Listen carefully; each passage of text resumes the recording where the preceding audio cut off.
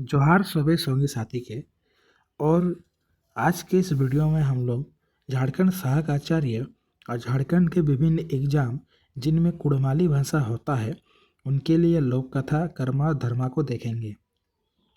आगामी झारखंड सहायक आचार्य परीक्षा कक्षा 1 to 5 और 6 to 8 में कर्मा और धर्मा कहानी है, तो हम लोग आज के इस वीडियो में इसको देखेंगे।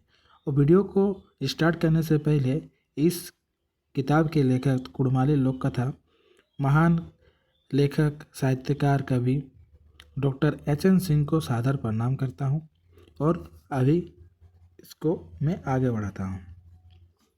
तो कर्मा और धर्मा एक लोक कथा है या कहानी है। प्राचीन काल की बात है। कर्मा और धर्मा ये हिंदी में है, मैं इसको हिंदी में पढ़ देता हूँ, आप इसे समझ ले तो आप इसके आंसर को दे पाएंगे। कर्मा और धर्मा दो भाई थे। वे सपरिवार सकुशल जीवन निर्वाह कर रहे थे। कारणवश उनकी परिस्थितियों ने पलटा खाया, उनकी नीति बदल गई, दोनों में फूट हो गया, झगड़ा हो गया और अलग हो गए। लेकिन धर्मा, जिसे अपने आचरण एवं कर्तव्य पर विश्वास था, किसे तो धर्मा को अपने आचरण एवं कर्तव्य पर विश्वास था, वह दिन प्रतिदिन धनी होता गया और बड़ा भाई कर्मा भाग्य के भरोसे जीवन निर्वाह कर रहा था। समय ने उसे साथ नहीं दिया। कालोपरांत कर्मा के परिवार में एक बच्चे ने जन्म लिया। किसके परिवार ने? कर्मा के परिवार ने, जो कि बड़ा भाई है। वह भादों का महीना था। कौन सा महीना था? तो भादों का महीना था। अन्य ग्रामीण स्त्रियों के साथ उस बच्चे की मां ने भी एकादशी व्रत किया था। एकादशी का व्रत तोड़ने के पश्चात स्त्रियों ने बासी भात को आहार मानकर सप्रेम भोजन किया।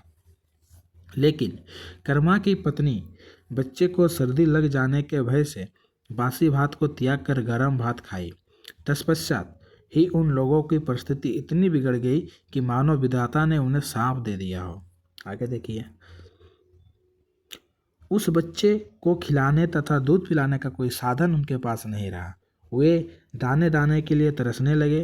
कौन? कर्मा, उसकी पत्नी और उसके बच्चे। आर्थिक कठिनाइयों से तंग आकर कर्मा परिवार अपने ससुराल चला गया, सपरिवार। वहाँ भी उसे निराशा ही हाथ लगी। लाचार होकर वे वहाँ से फिर छोटे भाई के पास चला आया। वहाँ धर्मा के खेत में मजदूरी करने लगा। कर्मा धर्मा के खेत में मजदूरी करने लगा।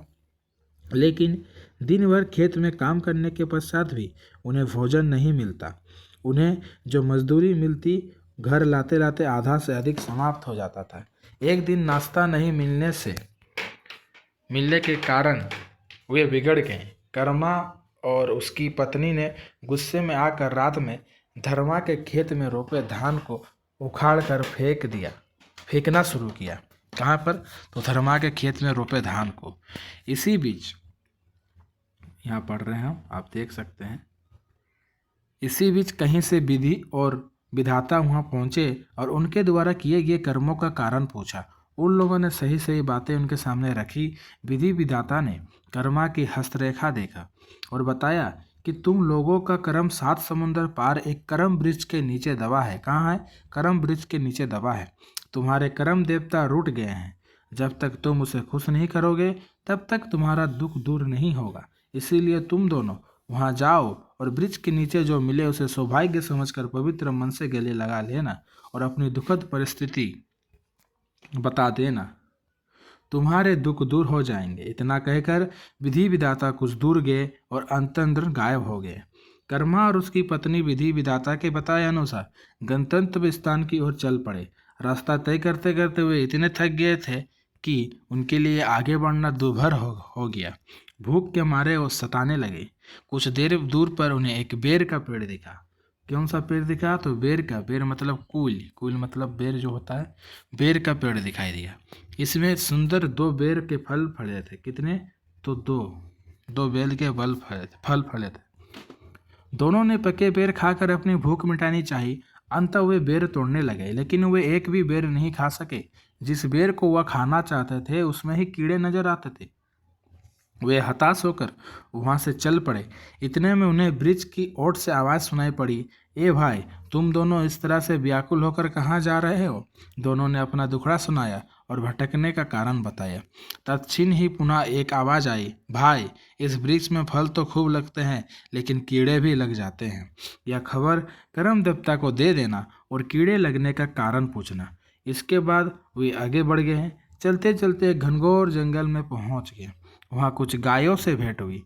पहले बेर का पेड़, फिर कुछ गायों से भेंट हुई हो गई। सभी गायें भूखी प्यासी थी, चारों के खोज में भटक रही थी। गायों ने भी उन दोनों से भटकने का कारण पूछा। उन लोगों ने सारा वृतांत कह सुनाया।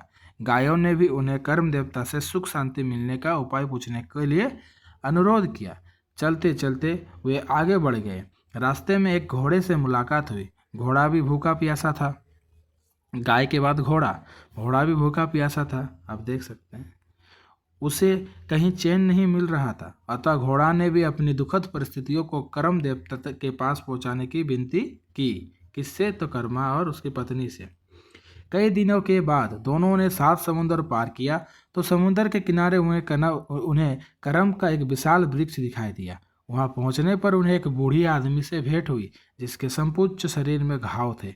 वह पीड़ा से करहा रहा था। उसके शरीर में मक्खियां भिनभिना रही थी। चिंतित मुद्रा में वह बैठी थी। उसे देखकर पहले तो दोनों को घृणा हुई, लेकिन विधि विधाता की बताए बात को याद थी। अतः दोनों ने घृणा रूपी विकार को हृदय से दूर किया और बूढ़े को दंडवत प्रणाम किया। साथ ही वृक्ष की डंडी हवा में आराम करते हुए अपना सारा दुखड़ा कह सुनाया। रास्ते में मिले प्रश्न को भी दोनों ने उसे कह सुनाया। तभी उस बूढ़े ने सबके दुखों का सरल उपाय बताया और उसे करम पेड़ की एक टहनी देते हुए कहा, तुम दोनों उस तालाब में स्नान कर लो एवं इस करम डाल को ले जाकर श्रद्धा से उसकी पूजा करो। बेचारे जब तालाब में नहाने गए तो तालाब के गंदा पानी और कीड़े मकोड़ों देखकर डर गए, लेकिन वे करते तो क्या। फिर भी धैर्य धारण कर दोनों ने स्नान किया और करम डाल को लेकर दोनों वहां से अपने घर की ओर चल पड़े। लौटते वक्त उन्हें सबसे पहले घोड़े से भेंट हुई। लौटते वक्त सबसे पहले घोड़े से भेंट हुई और जाते वक्त बेर का पेड़।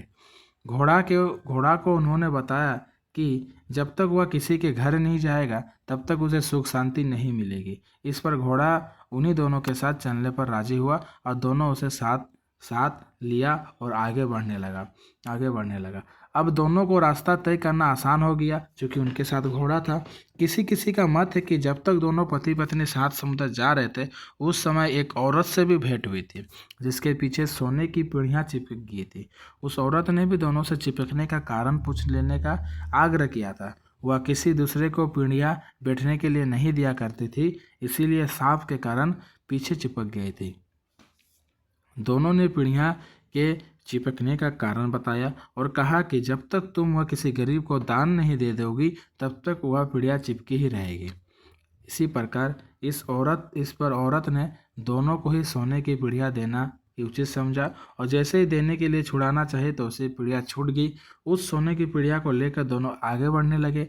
चलते चलते उसे जंगल में उन्हीं गायों से भेंट हुई जो अपने सुख शांति चाहती थी। गायों को भी उन्होंने बताया कि जब तक तुम किसी के घर नहीं जाओगी तब तक तुम्हें सुख चैन नहीं मिलेगी। यह सुनते ही गायें भी उन्हें दोनों के साथ चलने को तैयार हो गए। घोड़े और गायों को लेकर दोनों आगे बढ़े। चलते चलते उसे वृक्ष के पास पहुंचे जहां दोनों को आकाशवाणी सुनाई दी थी।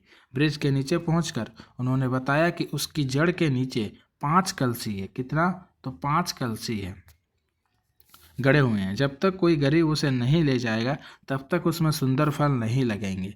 इतना कहते ही वृक्ष की ओर से आवाज़ सुनाई दी कि तुम दोनों ही उसे खोद कर ले जाओ। इतना सुनते ही वे दोनों गदगद हो उठे और घोड़े से उतर कर वृक्ष के नीचे से दरबों को निकालना और घोड़े पर लाद कर अपने घर ले गए। घर द्वार साफ किए और गोबर से लीप कर आंगन को पवित्र किया। दिन दुखियों को दान दिया। मवेशियों को ठीक से रखा गया। वह भादो एकादशी का दिन था, क्योंकि भादो एकादशी के दिन ही करम पूजा किया जाता है। दोनों ने उपवास का व्रत रखा और शाम के साथ में लाया हुआ करम डाल को आंगन में गाड़ कर बड़ी धूमधाम से उसकी पूजा की। उनका सारा दरिद्र दूर हो गया। उनका भाग्य ने पलटा खाया और वह सुखी संपन्न और आनंदपूर्वक जीवन निर्वाह कर रहे हैं। तो हम लोग अभी कर्मा धर्मा कोहनी को देखा और इससे जो भी चीज़ें समझ में आया उससे बहुत क्वेश्चन आपका बन जाएगा। इसके अगले वीडियो में हम लोग अन्य कहानी को देखेंगे। वीडियो अगर अच्छा लगे तो लाइक शेयर कीजिए, साथ ही साथ इस यूट्यूब चैनल को सब्सक्राइब कीजिए लेटेस्ट अपडेट और कंटेंट के साथ।